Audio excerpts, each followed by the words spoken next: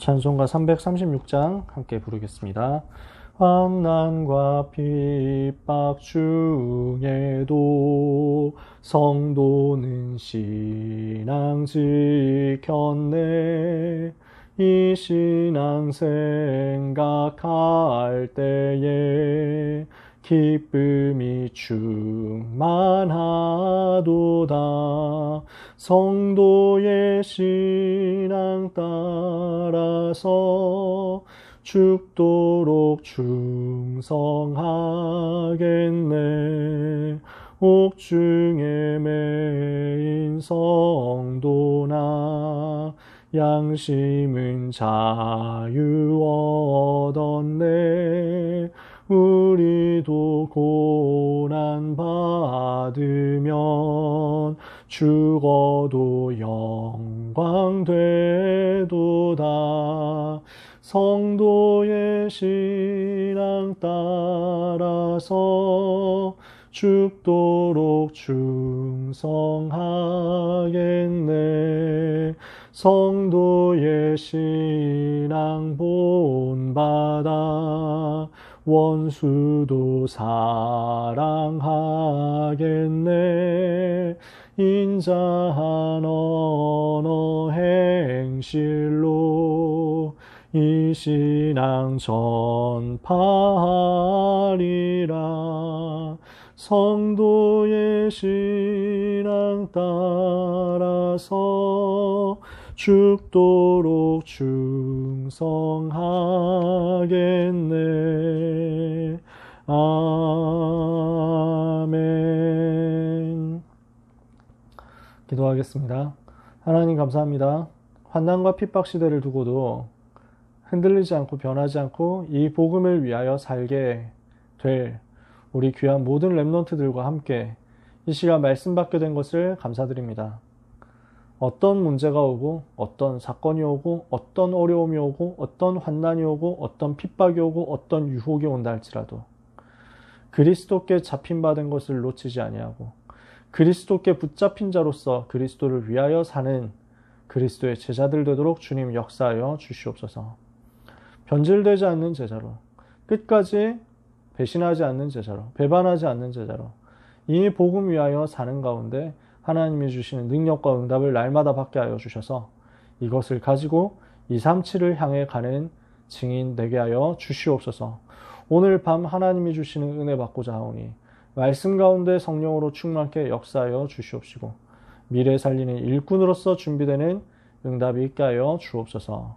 예수 그리스도의 이름으로 기도합니다. 아멘. 하나님의 말씀 같이 보겠습니다. 하나님의 말씀 고린도 후서 6장 1절에서 10절까지의 말씀입니다. 신약성경 고린도 후서 6장 1절에서 10절까지의 말씀.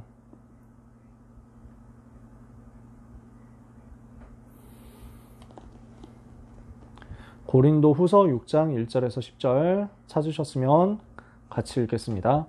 우리가 하나님과 함께 일하는 자로서 너희를 권하노니 하나님의 은혜를 헛되이 받지 말라. 이르시되 내가 은혜 베풀 때 너에게 듣고 구원의 날에 너를 도왔다 하셨으니 보라 지금은 은혜 받을 만한 때요 보라 지금은 구원의 날이로다. 우리가 이 직분이 비방을 받지 않게 하려고 무엇이든지 아무에게도 거리끼지 않게 하고 오직 모든 일에 하나님의 일꾼으로 자천하여 많이 견디는 것과 환난과 궁핍과 고난과 매맞음과 갇힘과 난동과 수고로움과 자지 못함과 먹지 못함 가운데서도 깨끗함과 지식과 오래 참음과 자비함과 성령의 감화와 거짓이 없는 사랑과 진리의 말씀과 하나님의 능력으로 의의 무기를 좌우에 가지고 영광과 욕됨으로 그러했으며 악한 이름과 아름다운 이름으로 그러했느니라. 우리는 속이는 자 같으나 참되고 무명한 자 같으나 유명한 자요 죽은 자 같으나 보라 우리가 살아있고 징계를 받는 자 같으나 죽임을 당하지 아니하고 근심하는 자 같으나 항상 기뻐하고 가난한 자 같으나 많은 사람을 부요하게 하고 아무것도 없는 자 같으나 모든 것을 가진 자로다. 아멘. 말씀이 되게 멋있죠. 이게 우리 전도자의 정체성입니다. 우리 그리스도의 일꾼의 정체성입니다. 제가 펜을 어디 놔뒀죠? 펜이 그래서 오늘 같이 오늘의 말씀을 가지고 나누기를 원하는 주제가 237을 위한 일꾼인데요. 일꾼이 이렇게 어리버리할 때도 있습니다. 그렇죠? 아까 전까지도 있었던 펜인데 새 거를 꺼내라는 하나님의 계획인 줄 알고. 네, 오늘 말씀 237을 위한 일꾼. 오늘 1부, 2부 고등부 메시지 다 들으신 분들이라면 이거 다 연결되네, 이거 그냥 쉽게 보이셨을 거예요. 그래서 이거 다 붙어있네, 이런 생각 하셨지 않을까. 저는 1부 예배 들으면서 헐? 이런 생각이 들었어요. 그래서 옆에서 사모님도 같이 하면서 막 이랬다니까. 응답에 속지 마라 이랬는데 서론에서, 고등부 예배 서론에서 나왔던 건데 이런 생각하면서 또 2부 예배 드리니까요, 2부 예배 때 또 헐 이렇게 되더라고요. 왜냐하니까 237 선교위원회 헌신 예배였잖아요. 237 헌신 예배 하면서 237에 대한 메시지 또 이렇게 풍성하게 주시니까, 물론 고등부 메시지도 제가 준비한 건 아니죠. 유 목사님 텍스트 그대로 제가 하는 거 아닙니까? 그러니까 당연히 그렇게 될 수밖에 없지만 늘 그렇듯이 재밌어요. 말씀의 흐름이 이렇게 일치되고 연결되는 게 너무 재밌어요. 그 속에 우리가 있다는 게 참 감사하고요. 항상 우리가 이 속에서 하나님께 쓰임받게 되었으면 좋겠습니다. 우리가 이번 여름에 진짜 하나님이 주시는 응답을 받도록 기도하고 집중해야 되겠는데요. 어제 교사 미션을 하면서 선생님들하고 그 얘기했는데 우리는 이거하고 싸워야 될 게 있어요. 뭐냐? 매너리즘하고 싸워야 돼요. 매너리즘이 두 가지가 있는데, 무응답이 계속되니까 이 속에서 뭔가 모르게 나는 포기하는 거지. 해도 안 된다, 그냥 적당하게 맞춰가자, 이런 정도인 거죠. 다락방도 오래 하고 훈련도 오래 받고 그 다음에 그 집회도 많이 가고 이렇게 했는데 나는 아무것도 변하는 게 없고 되는 것도 없는 것 같아. 그래서 그냥 자기 말은 안 하지만 사실은 포기하고 있는 그 상태. 근데 또 착하니까 계속 가는 거야. 또 그것도 귀합니다, 사실은. 낙심해가지고 안 갈 수도 있는데 중단하지 않고 계속 인도받는다. 이건 참 감사한 거죠. 근데도 뭔가 기대가 없는 거예요. 기대감을 상실한 거예요. 이런 매너리즘이 있어요. 그 다음에 이런저런 응답을 받는 거예요. 근데 문제는 뭐냐면 이 응답에 도취된 거지. 이 응답에 안주하는 거지. 그래서 그 응답이 기준이 돼버린 거야. 나는 이대로 살면 된다, 나는 이대로만 할 거야. 옛날에 있었던 그 응답에 빠져가지고 더 이상 나가지를 못하는 거야. 그러면 이 매너리즘의 원인은 뭐냐면 결국요, 자기 자신이 너무 틀이 돼버린 거예요. 자기 수준이 너무 틀이 돼버렸어요. 내가 된다 안 된다 하는 것이, 내가 된다는 것이 틀이 되니까 무응답 때문에 포기하는 게 자기 습관이 돼버리고, 관성적으로. 그리고 내가 된다고 생각하니까 그것만 자꾸 고집하는 거죠. 그 틀에 갇힌 거예요. 하나님은 다른 것을 준비하셨는데, 하나님은 더 큰 것을 예비하셨는데 이거를 못 보는 거죠. 그러니까 관성에 사로잡혀가지고, 뉴턴의 운동법칙 아닙니까? 관성. 몇 번째 법칙이지? F 이퀄 MA가 운동법칙이고, 그 다음에 관성이 또 운동법칙이고, 또 뭐 있더라? 작용 반작용 법칙인가? 승훈아 맞아? 그 세 가지야, 뉴턴 운동법칙. 하나님 은혜 감사합니다. 제가 20몇 년 지났는데도 아직도 기억하네요. 그래가지고 그 관성에 빠져가지고 모든 것이 그냥 습관화 되어버린 거야. 그럼 뭐가 되냐면 하나님의 역사하시는 그 응답을 받을 그릇이 안 되는 거야. 내 틀에 빠져 있으니까, 내 수준에 갇혀 있으니까. 하나님은 그것 완전 초월해가지고 아득하게 넘어서는 걸 주려고 하시는데 그걸 받을 그릇이 안 생기는 거지, 내 수준 때문에. 우리는 이거 뛰어넘어야 됩니다. 그래서 하나님이 가지신 더 큰 계획을 볼 수 있도록, 더 큰 응답을 볼 수 있도록 우리는 뛰어넘는 도전해야 되겠습니다. 왜냐? 진짜 축복이 따로 있기 때문에. 그래서 우리가 된다고 생각하는 것이 사실은 하나님의 계획, 하나님이 주시려는 진짜 것이 아닐 수 있어요. 우리가 안 된다고 생각하는 것이 하나님의 그 진짜 일하시는 의도하고 안 맞을 수 있어요. 그러니까 여러분 생각해 보세요. 요셉이 감옥에 있을 때 장관한테 얘기했잖아요. 꿈 해몽해주면서 나가거든 꼭 얘기해달라고. 근데 그 장관이 까먹었잖아요. 술 맡은 관원장이. 무응답이죠? 그게 하나님의 완벽한 응답인 거예요. 거기서 응답받으면 안 돼요. 그 기도 응답되면 안 돼요. 하나님이 요셉이 살짝 삐끗한 그거를 얘 봐라 이러면서 하지만 내가 여기서 나서야 되겠지 하면서 막 이렇게 하나님이 딱 막았다니까. 그러니까 무응답이 응답이에요. 그죠? 거기서 무응답이 응답이야. 우리 틀에 갇히면은 진짜 응답을 못 본다고요. 응답도 응답이 아니고 그 뒤에 더 큰 것 있는데 그걸 못 보면은 내가 총리 됐네 대박 이래가지고 먹고 살자 이렇게 된다니까. 근데 총리가 끝이 아니잖아요. 요셉의 목표는 총리가 아니죠. 세계 살리는 거지. 우리는 더 큰 것을 볼 수 있도록 영안을 열어야 되겠습니다. 그래서 이번 주는 보통 1부, 2부, 고등부 이렇게 순서대로 하는데요. 오늘은 순서 완전 뒤바꿔서 할 거예요. 고등부 예배부터 뭐 했냐. 그래서 3번이라고 하지 말고 1번이라고 합시다. 그래도 고등부 예배에서 우리가 유대인이 놓친 것,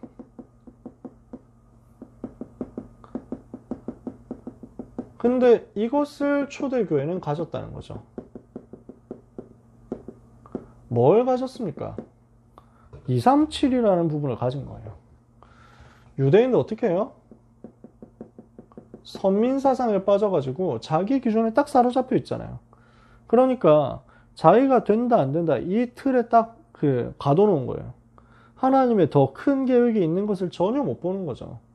그러니까 유대인은 선교라는 부분을 완전 상실한 겁니다. 그러니까 강대국이라는 것도 다민족 이방인이라는 것도 TCK라는 것도 완전 상실한 거예요. 그러니까 상관이 없어. 하나님의 의도와 상관이 없는 유대인이에요. 이러니까 어마어마한 축복받았는데 다 상실하잖아요. 하나님의 진짜 하시려고 하는 일관에서는 상관이 없으니까. 그런데 초대교회는 어떻습니까? 선교의 사명을 처음부터 가지고 시작한 거예요. 선교를 가지고 시작했어요. 선교를 언약으로 품고 시작했어요. 그러니까 하나님은 초대교회 역사할 수밖에 없어요. 그러니까 어떻게 됩니까? 237 회복이라는 열매가 맺어지는 겁니다. 그래서 하나님이 원하시는 여기로 들어가게 된 거예요. 하나님이 일하실 수밖에 없는 포인트를 회복한 거예요. 왜? 한 번도 복음 못 들은 그 현장이 남아있거든. 5천 종족 살리고 237 살리고 1천만 제자 세우는 이것이 하나님의 절대 계획이고 이 일을 위해서 통로가 되는 게 다민족 살려라, TCK 살려라, 저 강대국 살려내라 이거예요. 초대교회는 이걸 본 거죠. 이걸 본 사람을 하나님은 지금도 축복하신다고요. 그래서 우리는 안 된다 된다 이 생각과 내 틀에 잡혀있는 수준 빨리 벗어나야 돼요. 여러분이 지금 뭐가 된다? 지금 뭐가 안 된다? 사실 별로 안 중요해요. 여러분 진짜 안 중요합니다. 여러분이 하나님이 주시려고 하는 것, 하나님이 회복시키려고 하는 그 속으로 들어가세요. 그때 하나님이 무슨 일을 하시는지 보세요. 전도운동 해야 되는 여러분에게 하나님은 반드시 능력으로 역사할 겁니다. 그러면은 이것을 두고 2부 예배 말씀 보는 거예요. 새로운 일꾼을 세우는 시간표 그랬습니다. 그러니까 후계자 세우는 거죠. 후대를 세우는 거죠. 이걸 위한 중요한 응답의 시간표가 지금 오는 겁니다. 새로운 일꾼을 세우는데 제가 조금 이제 재밌는 건 뭐냐면 나이 계산을 해보면요. 나이 계산을 해보면 여호수아 갈렙이 나이가 젊지는 않아요. 이때 최소 나이를 계산해 볼게요. 갈렙이 안악산지 앞에서 밝힙니다. 자기 나이를. 내가 지금 85세입니다 하고 밝히죠. 안악산지를 정복할 때 85세고 45년 전에 내가 그 믿음을 고백했었지 않습니까? 라고 이야기합니다. 45년 전에 무슨 사건이에요? 가데스 바네아에서 사람들 불신앙할 때 여호수아하고 갈렙하고 둘이서 믿음 고백했잖아요. 그래서 그 10명의 정탐꾼 불신앙하고 그 다음 온 이스라엘을 불신앙하니까 하나님이 야, 너네 그 광야에서 40년 훈련해야 되겠다. 너네 지금 들어가면 안 되겠어. 40년. 그래서 너네들 40일 동안 정탐했잖아. 하루에 1년씩 받고 40년 콜 이렇게 된 거예요. 그런데 그 40년인데 그 중에 지금까지 2년 지났거든. 그래서 오케이, 2년은 차감시켜준다. 38년 받아라. 그래가지고 38년 동안 광야에서 지냅니다. 그러면 무슨 말이냐면 광야에서 그 40세 때, 45년 전, 지금 85세잖아요, 갈렙이. 85세인 갈렙이 45년 전에 가데스 바네아에서 믿음의 고백했어요. 그럼 그때 40세예요. 40세 때 믿음의 고백하고 38년 지나서 모세가 죽고 가나안 땅 들어갑니다. 몇 살? 78세예요. 갈렙 나이 여호수아가 동갑이 아닐 가능성이 높습니다. 제가 어디서 봤는데 일단 연구하시는 분이 그렇게 썼어요. 근데 일단 그걸 제쳐두고 둘이 동갑이라고 해도 나이가 여호수아가 좀 많았어요. 갈렙보다는 꽤 많았던 것 같은데 일단 둘이 동갑이라고 해도 둘 다 78세예요. 좀 재밌죠? 여러분 안 재밌는지 모르겠지만 저는 재밌었어요. 근데 새로운 일꾼이지. 다음 세대 넘어가는 거예요. 모세도 80세 때 시작했거든. 여호수아 갈렙도 70대 최후반에 가나안 땅 정복하러 들어갔어요. 여러분 절대로 낙심하지 마세요. 내가 나이가 많다 이렇게 생각하실 필요가 없어요. 그럼 믿음의 싸움 하는 거 아니에요. 78세 때 가나안 정복하는 요단강 건너는 사역 시작해가지고 가나안 정복 전쟁 쭉 해서 7년 걸린 겁니다. 안악산지까지 오는데 요단 건너서 안악산지까지 오는데 7년 걸렸어요. 그 7년 동안 계속 싸웠어요. 하나님이 계속 힘을 주신 거예요. 왜냐? 하나님이 모세와 함께 하신 것처럼 그들과 함께 하겠다 약속하셨기 때문에 오늘 그거면 충분합니다. 하나님은 우리를 무엇으로 부르시냐면요. 초대교회가 회복했던 237을 회복할 새로운 일꾼으로 부르신 거예요. 그래서 절대로 여러분 포기하지 마시고 낙심하지 마세요. 지금 내가 응답이 없다? 내가 응답이 없는 채 지금 50대가 됐다? 60대가 됐다? 낙심하지 마세요. 갈렙이 85세였다니까요. 85세 돼서 그 약속의 성취를 보는 거예요. 45년 동안 어떻게 보면 무응답이었어요. 안악산지라는 위기 앞에서 자기의 응답을 찾아냈어요. 여러분을 하나님은 새로운 일꾼으로 보내시는 것입니다. 새로운 일꾼으로 부르시는 것입니다. 그래서 여러분은 우리 랩런트들은 당연하고요. 어른들도 마찬가지인 게 237을 향해서 보내는 사역만 할 사람이 아닙니다. 여러분은 237 향해서 직접 가는 응답까지도 받으셔야 됩니다.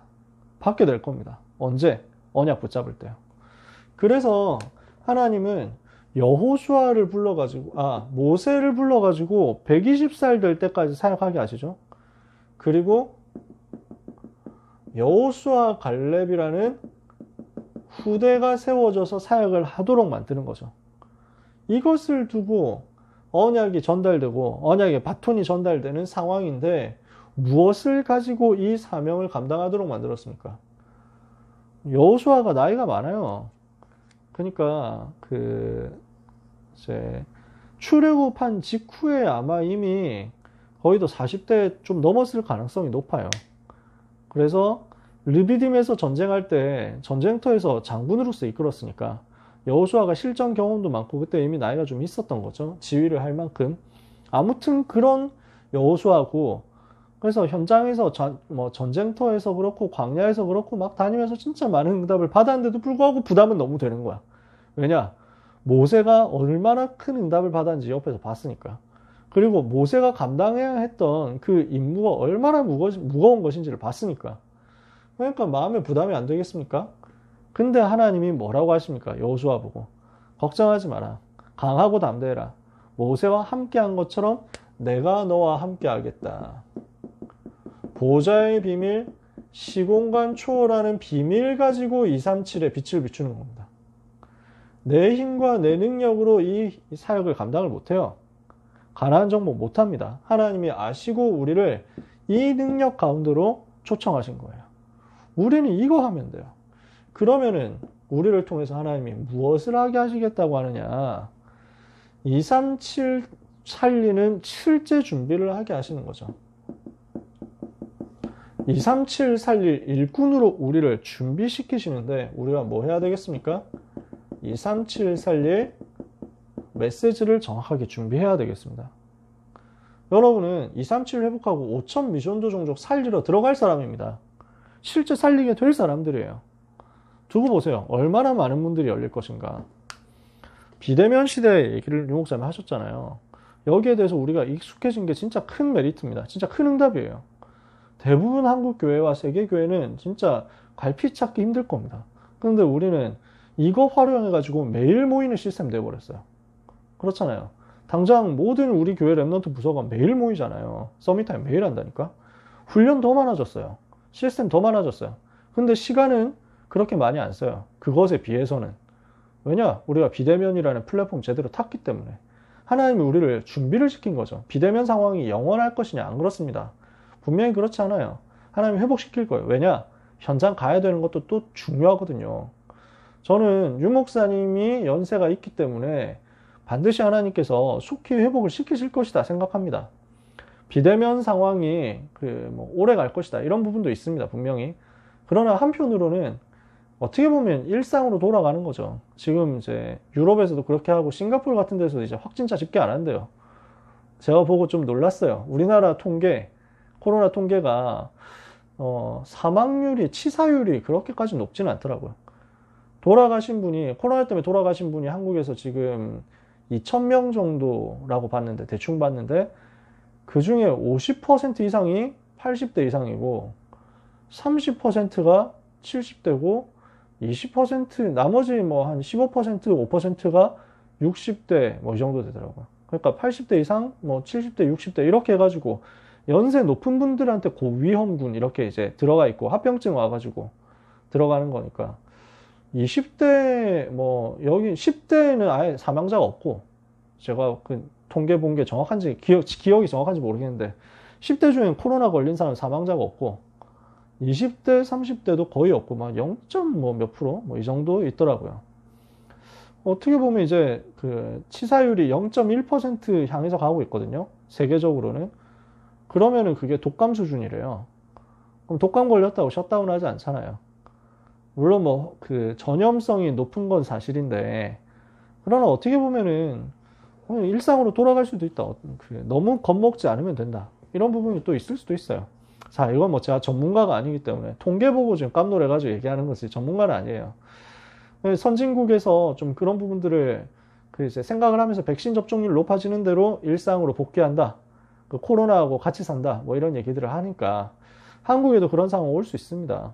조만간 올 수 있습니다. 뭐 지금 백신 접종률이 워낙 낮아서 그렇지만 뭐 그래도 내년 정도 되면 조금 높아지겠죠. 백신 좀 나오겠죠. 지금은 백신이 없어서 못 만다고 하는데 내년 되면 그래도 좀 낫겠죠. 자, 제가 무슨 말 하려고 하냐면 전 세계 현장에 전도자 유 목사님이 직접 가가지고 보고 거기에 맞는 메시지 전달하고 거기 다민족 제자들이 자기 나라에서 자기 나라 언어로 직접 통역되는 메시지를 들으면서 유 목사님한테 훈련받는 그 시간표가 반드시 많이 필요합니다. 그렇기 때문에 하나님이 닫힌 문을 여실 겁니다. 유 목사님 연세가 80이 되기 전에 하나님이 그런 일들을 많이 하실 겁니다. 그런데 왜 그렇게 지금 전도자의 인생 스케줄과 우리 다락방 전도 운동의 미래가 어떻게 보면 이제 그 급한 상황인데도 불구하고 하나님이 코로나를 만드셨느냐, 허용하셨느냐. 지금 마귀는 완전 신났잖아요. 교회가 못 모이도록 만들어가지고 힘 다 빠지도록 만들었잖아요. 근데 하나님이 그걸 허용하신 이유가 있다니까요.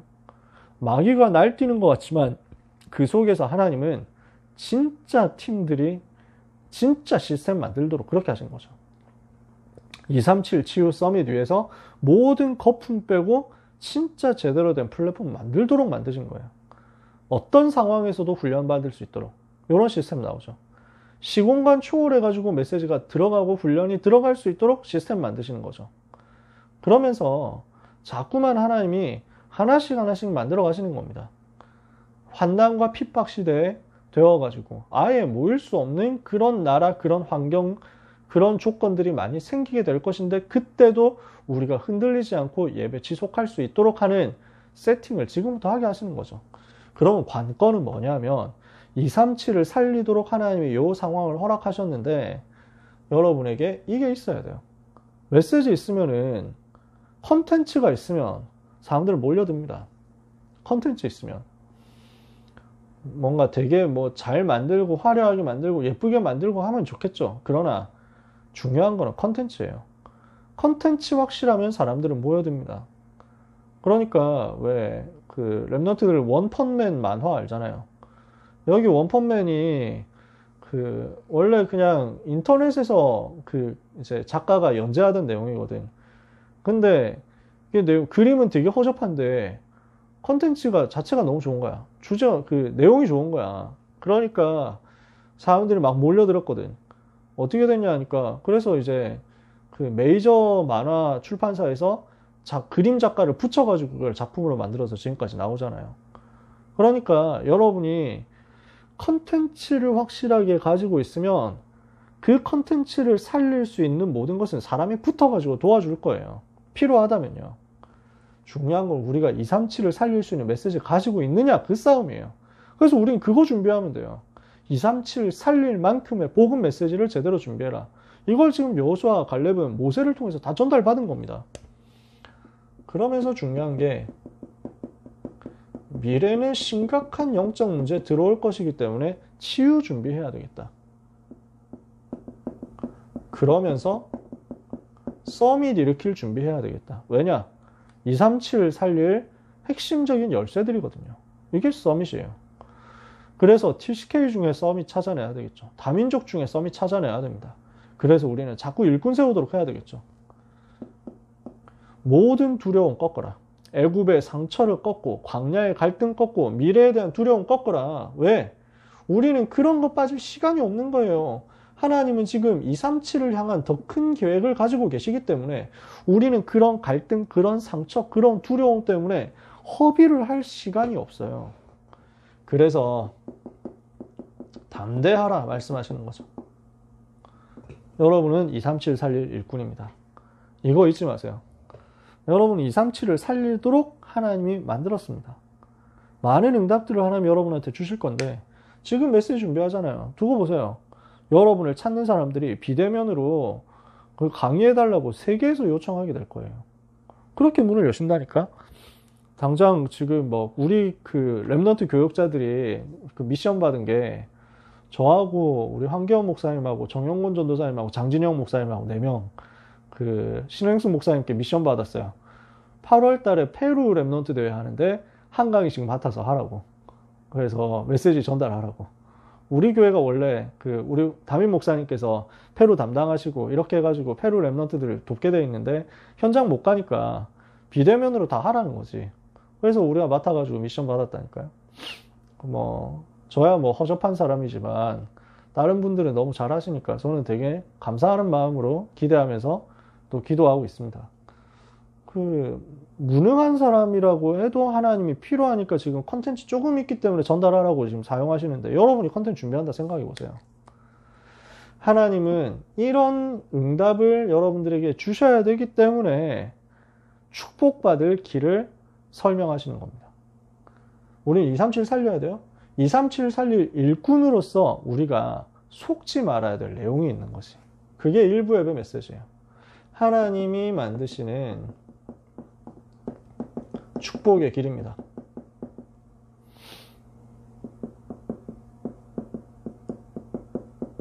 세 가지 속지 말라고 하시는 거죠. 뭐냐?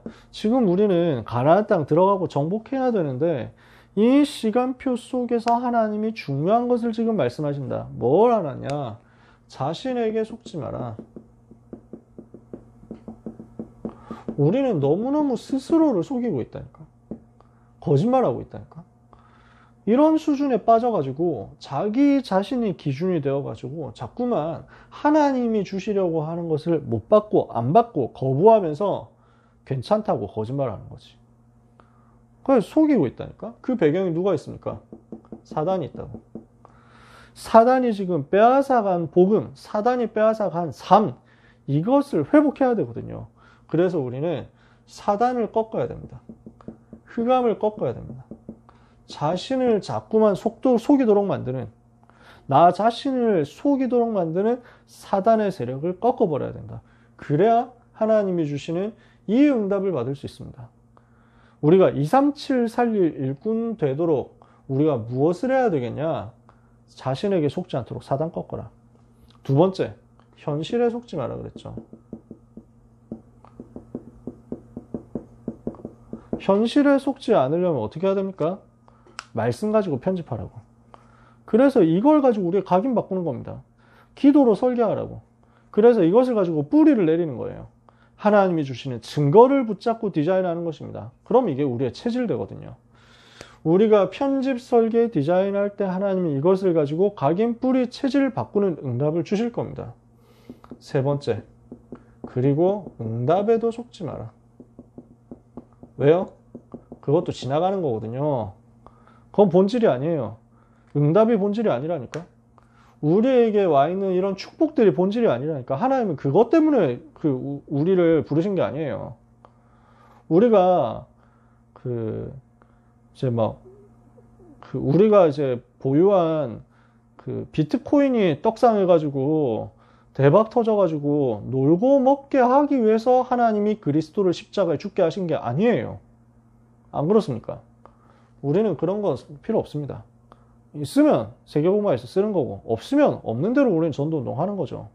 진짜 응답은 뭐냐? 이런 눈에 보이는 응답 말고 진짜 응답은 뭐냐? 성삼위 하나님을 누리는 거예요. 이게 하나님이 우리에게 주신 축복의 길입니다. 자, 여러분 오늘 말씀 간단해요.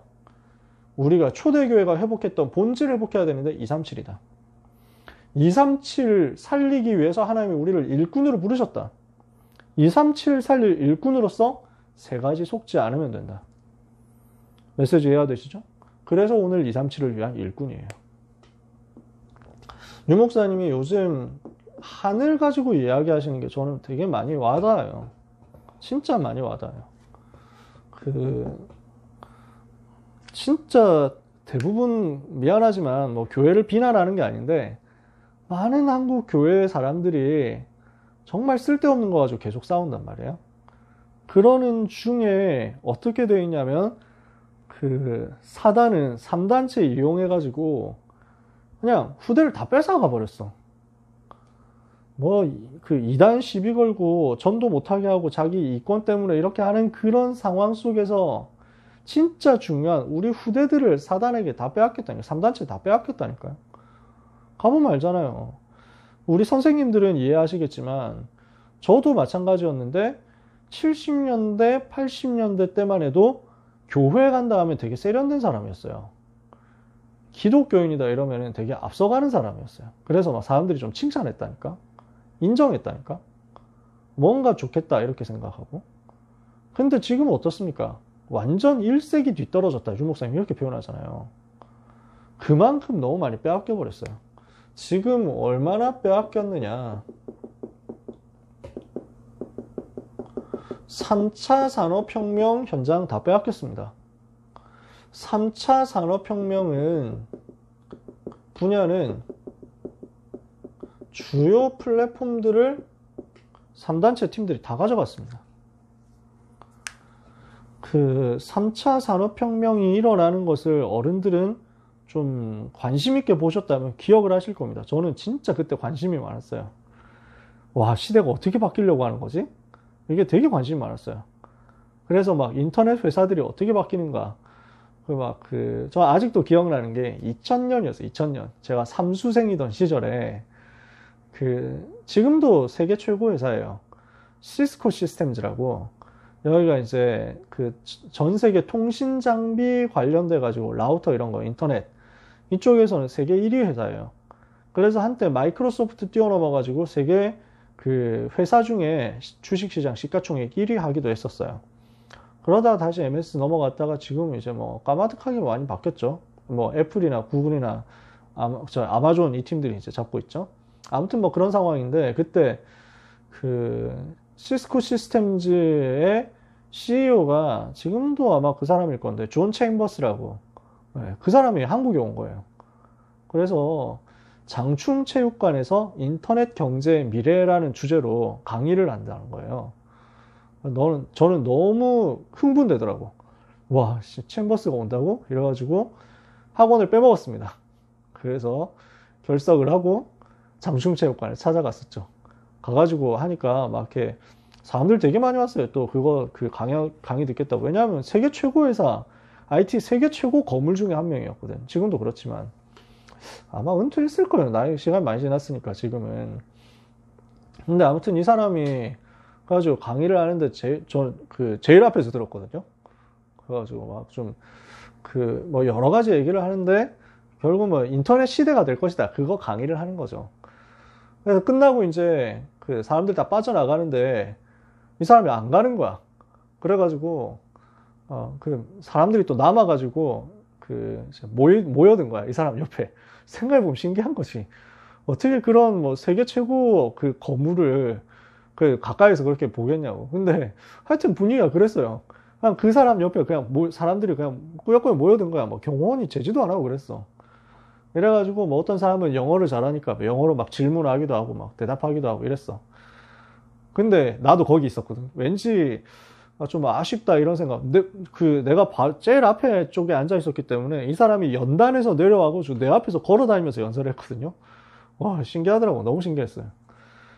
막 그랬던 사람이 앞에 있으니까 진짜 뭐라도 한 번이라도 좀 더 듣고 싶다 이래가지고 남아 있었는데 어쩌다 보니까 그러니까 나도 그 남아 있는 몇 명 중에 한 명이 된 거야. 그래서 뭐 저는 뭐 딴 말을 못 하고 그때 나눠줬던 책이 있어요. 시스코 시스템즈에 대한 책이었어요. 시스코 시스템인가? 뭐 하여튼 시스코 커넥션이라는 책이었어요. 회사 소개하고 인터넷 시대 어떻게 될 것이다 이거 예측하는 책이었는데 거기에 사인 받았잖아. 그래서 지금도 그 사인 대구에 집에 가면 남아 있습니다. 네, 대단한 사람인데 우리 교회 그 귀한 장로님이 거기에 최고 엔지니어 출신이셨죠. 네. 아무튼 이제 막 그랬어요. 시대가 이렇게 바뀌는구나 하는 걸 진짜 막 되게 막 경험을 많이 하고 그때 많은 도전들이 있었어요. 여러 가지로 새로운 시도들이 있고 이런저런 벤처 기업들이 나오고 도전하고 막 스타트업하고 이렇게 하다가 막 세워지고 망하고 이랬어요. 그러는 수많은 시절이 지나가고 나니까 공룡 기업들 몇 개가 남았잖아. 한국의 네이버 같은 거, 뭐 카카오 같은 거 이제 몇 개 남은 거예요. 그때 진짜 막 수천 개, 수만 개가 나왔거든, 회사가. 그때 당시 2호선 지하철 타면요, 막 광고가 빽빽하게 붙어 있었어요, 지하철 안에. 전부 닷컴 기업, IT 기업 광고들이었어요. 새로운 이것이 서비스 런칭한다고. 전부 그런 광고. 지금 없죠? 장악했으니까. 지금 그냥 세계 시장 완전 잡혔잖아요. 구글이 잡고 있죠. 애플이 잡고 있죠. 뭐 구글이 유튜브 소유하고 있잖아요. 인수해가지고 갖고 있죠. 뭐 넷플릭스 이런 뭐 플랫폼들이 이제 깔린 거예요. 이 플랫폼 안에서 사람들이 이제 생활하는 거예요. 페이스북 같은 거. 근데 문제는 뭐냐? 이거 3차 산업혁명 현장 결과, 3차 산업혁명 결과 형성된 모든 사람들이 살아가는 그 플랫폼을 3단체가 장악했어요. 그 결과 어떻게 됐냐? 오직 예수라고 말하면은 혐오 표현이 되어가지고 그 플랫폼에서 추방당하게 되는 거예요. 그 시대가 온 거죠. 성경대로 이야기하면은 그것도 성경대로 사실을 이야기하는데도 불구하고 계정 삭제당하는 거예요. 추방당하는 그 플랫폼 안에 살 수가 없게 돼버렸어. 얼마나 지금 깝깝한 일입니까? 근데 교회가 여기에 대해서 관심이 없다니까. 4차 산업혁명인데 근데 여기 3차 산업혁명 플랫폼 장악한 사람들이 너무 돈이 많아 이전에. 그러니까 이 사람들이 이걸 주도해버리는 거야. 근데 이 주도권 장악해가지고 앞으로 만들어 나가는데 어떻습니까? 자꾸만 이쪽으로 가게 돼 있거든요. 유일성을 반대하는 거죠. 오직 그리스도라고 말하는 것을 반대합니다. 되게 웃기는 건요. 시간 많이 가니까 지금 더 길게 얘기하기 그런데 되게 웃기는 건 유일성이라고 함부로 말하지 마라 이거예요. 근데 있죠. 무슬림들도 유일성 얘기해요. 자기들이. 알라 외에 다른 신 없다. 이렇게 얘기하잖아요. 다른 거 싹 다 우상이다. 다 폭파시키고 막 이렇게. 그 다음에 무함마드 모욕했다 이러면은 가가지고 목 잘라 죽이고 이러잖아요. 프랑스에서 교사가 그런 비슷한 얘기했다고. 그 얘기를 직접 한 것도 아닌데 그래서 무슬림들이 가가지고 목 잘라 죽였잖아. 학생들이 선생님을. 그런 일 벌어졌잖아. 근데 그거는 박해를 안 해요. 그거는 핍박 안 한다니까. 그거는 삭제를 안 해. 유일성이라고 똑같이 얘기하는데 기독교만 막습니다. 무슬림들이 그렇게 얘기를 하는 것을 항의를 하면은 표현의 자유 있다 얘기한다니까. 무슬림에 대한 혐오를 멈춰주세요 이런다니까. 근데 무슬림이 숫자가 얼마나 많은데요. 수십억 명인데 무슨 소수자예요. 사단이 하는 전략은 명확합니다. 명백해요. 복음만 말 못하게 하겠다는 거예요. 이러면 어떻게 됩니까? 여기에서 영적인 대혼란이 펼쳐질 수밖에 없습니다. 왜? 유일성 막아버린다. 다 괜찮다는 거야. 동성애 괜찮다는 건 시작입니다. 이제는 동물하고 나는 사랑하겠다. 동물하고 결혼하겠다. 내 마음인데 왜 말리느냐? 할 말이 없어요. 나는 어머니하고 결혼하겠다. 할 말이 없어요. 자기들 좋다는데. 실제 나오는 일들이라니까, 이게. 진짜 뭐, 얼마나 더 무너져야 될지 말을 할 수도 없어. 마약 합법화해라. 이런다니까요. 이것 때문에 얼마나 영적 문제가 온지도 모르고, 엄청난 영적인 혼란이 오고, 영적인 문제가 오고, 후유증이 올 겁니다. 이것이 237에 쫙 퍼지게 될 겁니다. 왜? 사단이 세계화를 시켜버렸거든. 요런 내용을 전부 오늘 유 목사님 말씀하셨지만 비대면 세계화를 시켜버렸거든. 그러니까 여기서 오는 영적인 혼란과 후유증이 순식간에 237 다 꽉 차가지고 잡아버린다니까. 하나님이 그래서 이 시대에 237 치유 서밋이라는 단어를 주신 겁니다.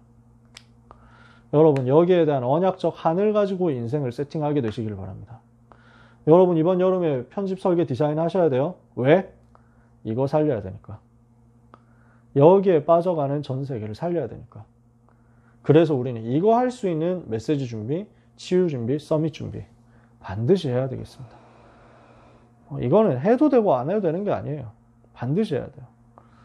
그래서 오늘 아까 전도 요원 훈련 때도 얘기했지만 여러분한테 말씀 편집하는 훈련을 좀 할까 했는데 좀 너무 많다는 의견이 있어가지고 의견이 모여가지고 그러면 그렇게 해야지. 제가 제 마음대로 결정하고 이런 거 싫거든요. 그래서 그냥 미션만 전달하려고 하고 싶은 사람만 억지로 시킨다고 할 수 있는 것도 아니잖아. 안 한다고 때릴 거냐 할 거냐 아니잖아. 벌금 물릴 것도 아니고 할 사람만 해요. 근데 할 사람 뭐 했으면 좋겠어.